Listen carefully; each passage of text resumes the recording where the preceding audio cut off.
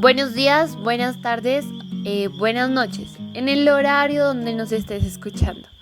Bienvenidos a todos y todas al eco de las grietas, escuchando la desigualdad. Hoy vamos a hablar un poco en torno a la pregunta ¿a quién le duele la justicia? Con una invitada muy especial, Marcela Muñoz, representante y trabajadora de la alcaldía local de Usme, quien nos va a contar un poco cómo fue su participación y su trabajo en los espacios de la alcaldía. Marcela, muy buenas tardes, bienvenida a nuestro espacio. Soy Marcela Muñoz Valderrama, trabajé en la alcaldía local de Usme durante 12 años y los últimos años lideré 22 espacios de participación.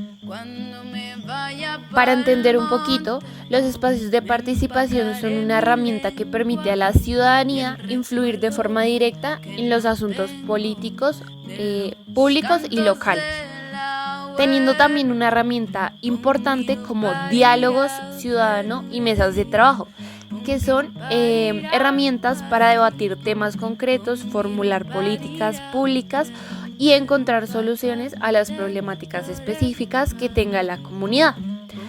Otra herramienta importante son las veedurías ciudadanas, que son grupos de ciudadanos que se organizan para vigilar y fiscalizar la gestión pública, en este caso que hacía la alcaldía local.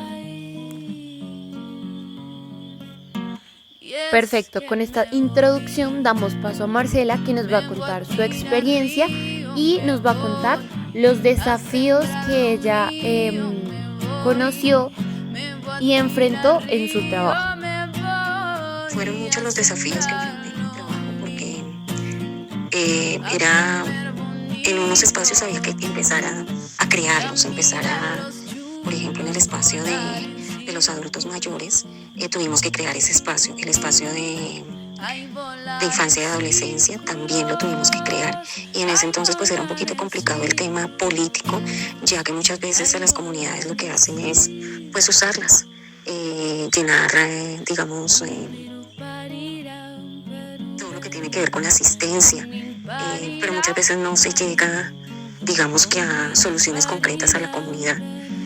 Ese fue un desafío grande para mí porque aunque yo me apropié de mi trabajo, la persona o el alcalde en su momento no le veía como futuro ni como, digamos, como prioridad a esos espacios, era más como por cumplir. En esos espacios se debatían, digamos, cuando se creaban, cómo iba a manejarse cada espacio, la comunidad qué papel iba a desempeñar en ese espacio, y casi siempre eran los mismos líderes de la comunidad que uno veía. Otra cosa que a mí me impactó muchísimo fue en el tema de los indígenas, que ellos, o sea, realmente iban más era por la plata, porque habían, digamos, programas o proyectos, pero se iba más era como por la plata y no realmente llegaba como que tenía que ser la ayuda a ellos. Claro, las finanzas o la financiación es una problemática que es crucial en los espacios de participación ciudadana en las alcaldías. Conozcamos también algunas problemáticas como lo son la corrupción. Es claro el ejemplo y en la actualidad todavía se vive la corrupción en estos espacios. La falta de transparencia en la asignación de los recursos públicos en general puede desinteresar la participación de la comunidad. Digamos que otro desafío que yo noté era que, por ejemplo, todos los programas y proyectos pues eran muy pocos para pues toda la demanda que había, y siempre los líderes y las juntas de acción comunal como que manejaban todo ese tema, y casi siempre los programas iban, casi siempre, no todas las veces, dirigidos casi a las mismas personas. Entonces era muy fácil, por ejemplo, ver cuando se hacía la rendición de cuentas, siempre las mismas personas, siempre. El tema también un tema muy impactante para mí fue también el del adulto mayor, como por ejemplo ellos tenían lo que tenían de su subsidio, y muchas veces eran muy violentados, les robaban la plata a la misma familia, les retiraban, los aislaban. Era complicado también. O sea, yo pienso que cada espacio de participación tenía sus falencias, sus desafíos, y digamos que la institución como tal, pues no era suficiente para cada uno de ellos y tampoco había como una voluntad que realmente eh, les interesara. Muchas veces yo veía que era simplemente por cumplir. Muchas veces yo tuve que enfrentarme a la comunidad sola porque en ese entonces no tenía el apoyo, digamos, institucional. Habían eventos en los que yo tenía que estar sola y yo era como la cara del alcalde en ese entonces frente a la comunidad. Entonces era frustrante porque a veces uno, pues realmente uno no tenía nada que ofrecer. Sencillamente lo que uno podía hacer era el respeto por ir a la reunión, por escucharlos, por llenar una planilla, pero nunca había como un seguimiento que dijera, bueno, este grupo, ¿qué se le puede hacer? Vamos a hacer esto, vamos a lo otro. Nosotros llevábamos los proyectos, les decíamos en qué podían y ellos pues se presentaban, pero casi siempre, no todas las veces, ganaban siempre los mismos. Bueno, con la experiencia que nos contaste y todas las problemáticas que también se viven en estos espacios, pasamos también a tocar un tema fundamental, la justicia social restaurativa. Esta justicia ha ganado relevancia en diferentes contextos, especialmente en el marco de la justicia tradicional y el sistema de responsabilidades penales para la sociedad, como diálogos en la comunidad y está ligado con la lucha contra la pobreza y la desigualdad. Marcela, cuéntanos un poco cómo crees que la justicia restaurativa puede ser implementada en la comunidad que representaste o cómo fue representada en la comunidad en la que trabajaste. Hoy en día, tristemente, uno ve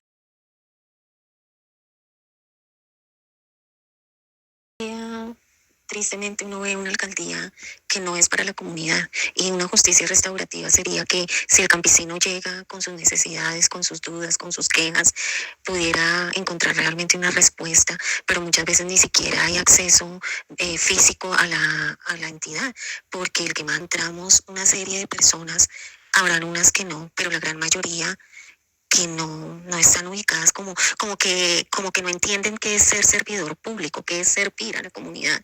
Y entonces encuentra uno una cantidad de gente demasiado prepotente que miran a la gente, al que va al usuario como nada, o sea, y a veces el usuario no encuentra respuestas a nada, a nada.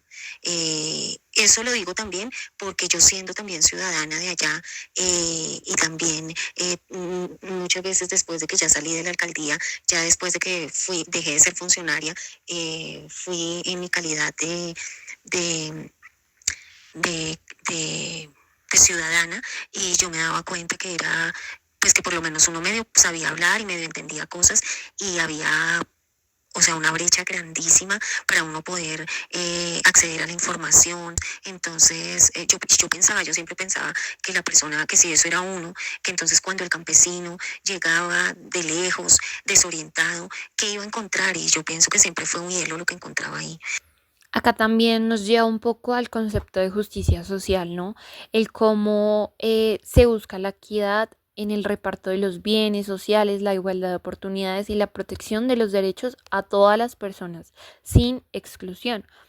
Em, Especialmente aquellas que viven en situaciones de vulnerabilidad y que, como bien lo decía Marcela, tienen muchas brechas, como lo es el campesino, las mujeres desplazadas o mujeres que viven en violencia en su hogar. Y ya para cerrar, dejamos una reflexión. Entendiendo ya todo lo que comentamos en el podcast, quiero también recordar y no dejar de que tomen fuerza los espacios de participación porque es una herramienta que sirve para fomentar la democracia, mejorar la gestión pública y construir comunidades.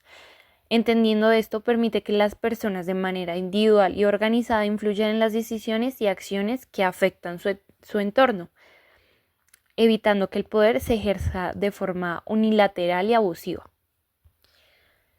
Y esto nos lleva a fortalecer el tejido social y la comunidad, el empoderamiento ciudadano y el desarrollo de sus capacidades. Espero que les haya gustado mucho y nos vemos en una próxima historia. Hasta luego.